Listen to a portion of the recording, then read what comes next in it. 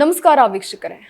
ಈಗಿನ ಕಾಲದ ಜನರು ಚಿಕ್ಕ ಚಿಕ್ಕ ವಿಷಯಗಳಿಗೂ ಸಹ ಕೊಲೆ ಆತ್ಮಹತ್ಯೆ ಮಾಡಿಕೊಳ್ಳುವುದು ಎಲ್ಲವೂ ಸಹ ಕಾಮನ್ ಆಗಿದೆ. ಇದೀಗ ಅಂತಹದೇ ಒಂದು ಘಟನೆ ಬೆಂಗಳೂರು ನಗರದಲ್ಲಿ ನಡೆದಿದೆ. ಕೇವಲ ಒಂದು ಕ್ಷುಲ್ಲಕ ಕಾರಣಕ್ಕೆ ಕೋಪಗೊಂಡು ಪತ್ನಿ 2ನೇ ಮಹಡಿಯಿಂದ ಬಿದ್ದು ಆತ್ಮಹತ್ಯೆ ಮಾಡಿಕೊಂಡಿರುವ ಘಟನೆ ನಡೆದಿದೆ. ಹೌದು, ಕೇವಲ ಮೊಬೈಲ್ ರೀಚಾರ್ಜ್ ಮಾಡಿಸದ ಕಾರಣಕ್ಕೆ ಪತಿ ಮೇಲೆ ಕೋಪಗೊಂಡು ಪತ್ನಿ 2ನೇ ಮಹಡಿಯಿಂದ ಬಿದ್ದು ಆತ್ಮಹತ್ಯೆಗೆ ಶರಣಾಗಿರುವ ಘಟನೆ ಕೆಂಗೇರಿ ಪೊಲೀಸ್ ಠಾಣಾ ವ್ಯಾಪ್ತಿಯಲ್ಲಿ ನಡೆದಿದೆ. ಗೇರುಪಾಳ್ಯದ ನಿವಾಸಿಯಾಗಿರುವಂತಹ 28 ವರ್ಷದ ಶಿಖಾದೇವಿ ಮೃತ ದುರ್ದೈವಿಯಾಗಿದ್ದಾರೆ. ಇನ್ನು ಮನೆಯಲ್ಲಿ ಭಾನುವಾರ ಸಂಜೆ ಮೊಬೈಲ್ ವಿಚಾರವಾಗಿ ಪತಿ ಜೊತೆ ಜಗಳವಾದ ಬಳಿಕ ಶಿಖಾ ಆತ್ಮಹತ್ಯೆ ಮಾಡಿಕೊಂಡಿದ್ದಾಳೆ ಎಂದು ಪೊಲೀಸರು ತಿಳಿಸಿದ್ದಾರೆ. 6 ವರ್ಷಗಳ ಹಿಂದೆ ಉತ್ತರ ಪ್ರದೇಶದ ಮೂಲದ ಸಂದೀಪ್ ಕುಮಾರ್ ಹಾಗೂ ಶಿಖಾ ವಿವಾಹವಾಗಿದ್ದು ಗೇರುಪಾಳ್ಯದಲ್ಲಿ ದಂಪತಿ ವಾಸವಾಗಿದ್ರು. ಕೌಟುಂಬಿಕ ವಿಚಾರವಾಗಿ ಇಬ್ಬರ ಮಧ್ಯೆ ಜಗಳವಾಗಿದ್ದು ಭಾನುವಾರ ಸಂಜೆ ಮೊಬೈಲ್ ರೀಚಾರ್ಜ್ ಮಾಡಿಸದ ಕಾರಣಕ್ಕೆ ಪತಿ ಮೇಲೆ ಶಿಖಾ ಗಲಾಟೆ ಮಾಡಿದ್ದಾಳೆ. ಆಗ ಮಾತಿಗೆ ಮಾತು ಬೆಳೆದು ಪರಿಸ್ಥಿತಿ ವಿಕೋಪಕ್ಕೆ ತಿರುಗಿದೆ.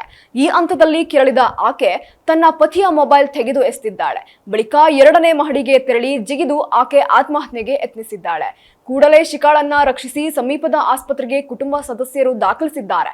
ಆದ್ರೆ ತೀವ್ರ ರಕ್ತಸ್ರಾವದಿಂದ ಶಿಖಾ ಮೃತಪಟ್ಟಿದ್ದಾಳೆ ಎಂದು ಪೊಲೀಸರು ತಿಳಿಸಿದ್ದಾರೆ.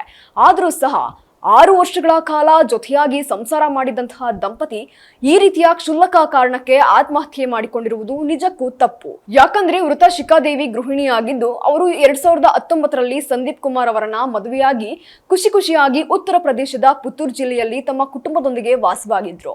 ಆದ್ರೆ ಕುಮಾರ್ ಮಾತ್ರ ಬೆಂಗಳೂರಿನಲ್ಲಿ ಕೆಲಸ ಮಾಡ್ತಾ ಇದ್ದ.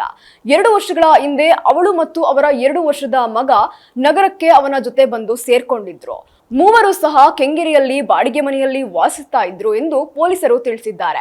ಆದ್ರೆ ಮೊಬೈಲ್ ಫೋನ್ ರಿಚಾರ್ಜ್ ಮಾಡುವ ವಿಚಾರದಲ್ಲಿ ಪತಿಯೊಂದಿಗೆ ಜಗಳವಾಡಿದ್ದ 28 ವರ್ಷದ ಮಹಿಳೆ ಭಾನುವಾರ ಸಂಜೆ 5:15ರ ಸುಮಾರಿಗೆ ಮನೆಯ ಟೆರೆಸ್ನಿಂದ ಹಾರಿ ಆತ್ಮಹತ್ಯೆ ಮಾಡಿಕೊಂಡಿರುವ ಘಟನೆ ಭಾನುವಾರ ಸಂಜೆ ಕೆಂಗೇರಿಯಲ್ಲಿ ನಡೆದಿದೆ.